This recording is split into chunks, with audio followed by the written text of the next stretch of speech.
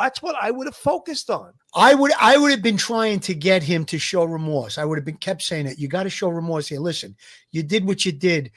You're sick. You know, I would have given him some, maybe threw some seeds at him for him to say, well, you know what? That sounds better than I did it. And I'm going to live with that. Yes, I'm sick. I'm sorry. I didn't mean to do it. I didn't mean to kill him. Detectives say, let's pray together. Let's say you believe in God. Let's say a prayer together because you're in a bad situation right now. Let's pray for Maddie. Absolutely. Let's face your God right now. And you know something, you want to get something off your chest. You want to, I've seen confessions be gotten with that method, but instead I felt that and again, I hate criticizing them, but they were going after a murderer. Go for the murder. You already have him on that other case. Well, you're wasting your time with that. My experience has been, every case and every individual is different, but knowing what I know, that they knew that they had the videos of the specific things that they talked about. I'm going in there real hard.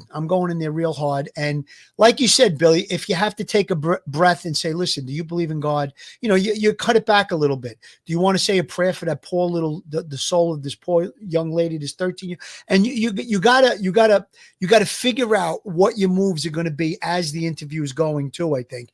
And I think that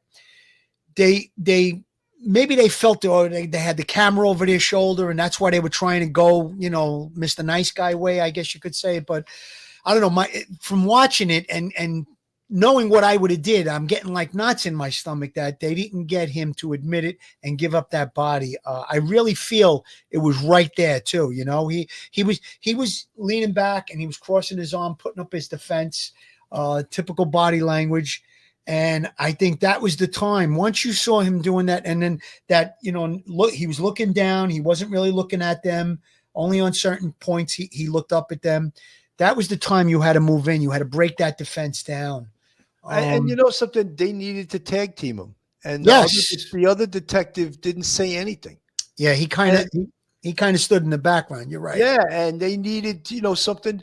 They needed to do a tag team, and they didn't do that. I want to go to a little bit because we have stated that we feel Jennifer Soto is complicit in this case. And I want to play a little bit of her interview, and you can decide how you feel. She would sleep in the middle. I would sleep on this side. He would sleep on the other side. It wasn't until June that he got his own bedroom, and I sent him upstairs. That's where the requests for sleepover started. Okay. And I kept telling her, no. I'm not comfortable with that. I think I can count on one hand how many times that's happened, and it hasn't been many times that I've allowed her to have a slumber party with him, to be alone in the bed with him. Slumber party, she calls it.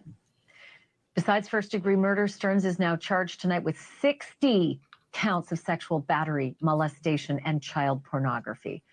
Here's a little bit of his police interview, and keep in mind this was done before MADeline's body was found. Do you have any idea where she may be? No. None whatsoever. Mm-hmm. Okay.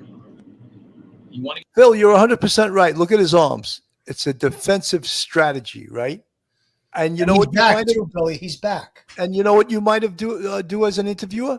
Move your chair closer to him. Get right in his face. I would tell him to move his chair up and exactly. Smell your breath. Be that close. Be right in his face.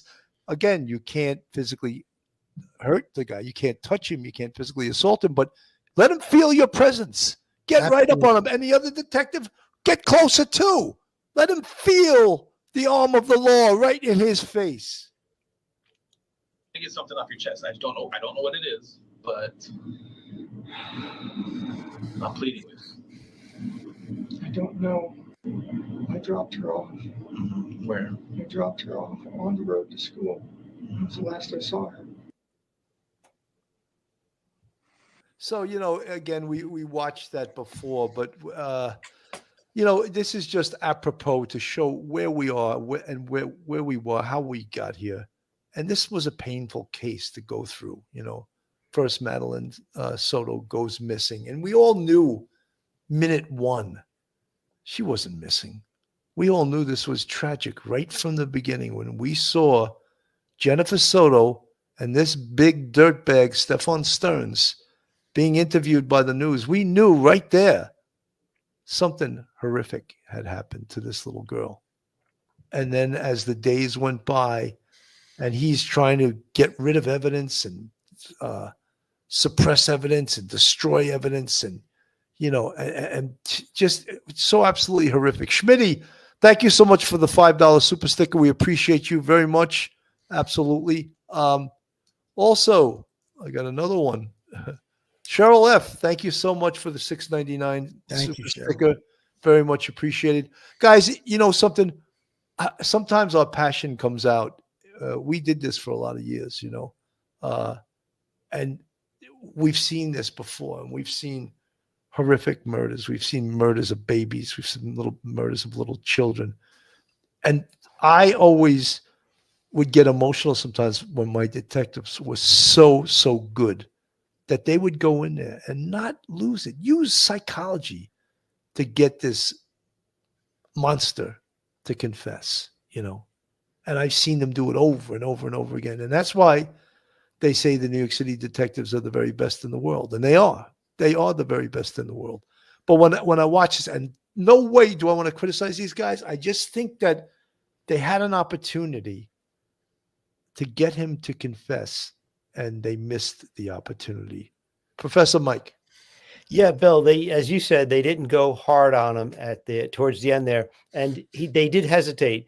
And you could see the detective who was asking all the questions with the back to the camera. He kind of hesitated. He didn't go in for the kill.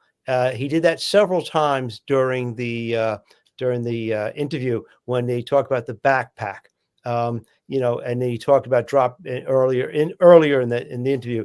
I noted 3 times where he didn't go hard at it or when he had the opportunity to. And that was sad because you could have thrown him off balance by going in really hard at him, especially about once you realized that you had the video of him throwing out her the garbage and her backpack was in it. Interestingly, as he said, he asked, when did you throw out the garbage? And Stefan said, well, I'm not sure. It could have been last night, or could have been that night, or could have been the morning. And the reason for that, probably, I'm thinking, is that he did it very early in the morning before the sun came up, because he probably had already unalived MADeline at that point. But usually if you take out the garbage in the morning, the sun's coming up, and he couldn't even tell them. He had no idea what time it was, because it was probably somewhere in the middle of the night. He didn't know if it was before midnight or after midnight. But unfortunately, they lost that opportunity. But even with what they did, he still had the opportunity to make a deal possibly with the prosecutor, because after he could talk to his attorney, the attorney might say, look, I'll go to the district attorney's office. We'll see if we could bargain, give up the location of MADeline's body to take the death penalty off the table. But they never got to that point. Luckily for everyone concerned, a motorist happened to be driving by, recognized Stefan Stearns' picture from the news report, and told the police on a tip hotline, where he had seen that guy on the side of the road changing what seemed to be a flat tire in his car on that kind of isolated stretch of road. And so that broke the case open for finding her body. So that was a good thing. 100%. Moni, thank you so much for the $10 super sticker. Much appreciated. You guys are amazing. Justice for Sweet Maddie. You bet. Yes. You bet. Justice for Sweet Maddie.